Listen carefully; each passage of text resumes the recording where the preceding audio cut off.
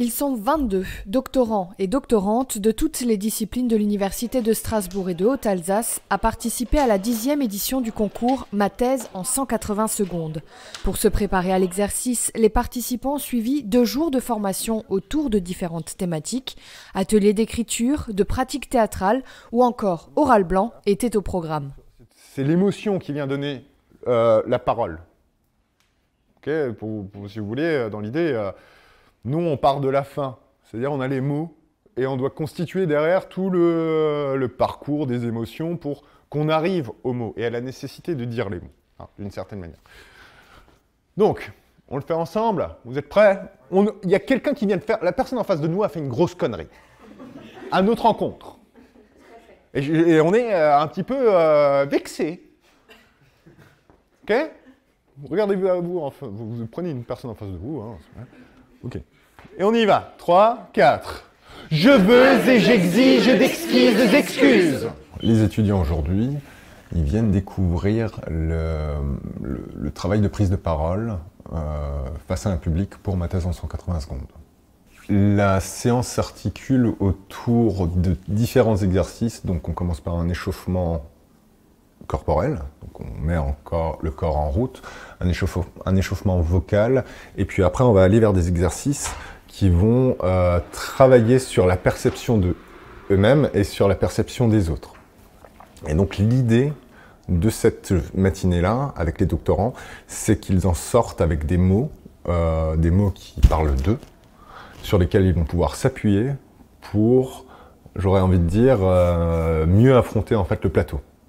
Le Jardin des Sciences et le service communication du CNRS Alsace proposent 2 journées de formation. Les différents ateliers sont animés par des professionnels de la culture scientifique et du monde du spectacle. Les doctorants viennent chercher des conseils pratiques pour réussir l'exercice de vulgarisation. Je trouvais que ça nous donne pas mal de clés alors déjà ce matin par exemple sur comment se tenir, comment interagir. C'est vrai que c'est un exercice auquel on n'est pas du tout habitué.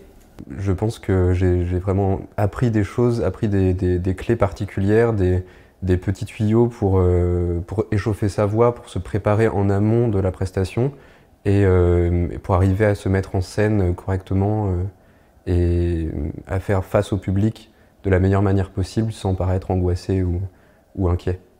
Pour le coup, la journée de formation qui a eu lieu la première fois, donc il y a quelques semaines, là je me suis vraiment rendu compte de la nécessité de ces heures de formation parce que le premier texte que j'avais produit était beaucoup trop long, était beaucoup trop mal structuré et finalement le fait d'être en présence de formateurs qui ne viennent pas du même domaine de recherche ou qui ne viennent même pas de la recherche, eh bien ça nous permet de vulgariser beaucoup mieux, de nous préparer beaucoup mieux et de rédiger un texte qui sera beaucoup plus facile à recevoir que dans le monde de la recherche auquel on est habitué. Pour moi, la grande ligne, c'est leur singularité. C'est eux. C'est ça qui est important, c'est de révéler sa personnalité, affirmer sa personnalité. Prochaine étape pour les étudiants, la date du 9 mars pour la présentation en 180 secondes de leur thèse devant le jury. La finale régionale Alsace sera également ouverte au grand public, alors notez la date dans vos agendas.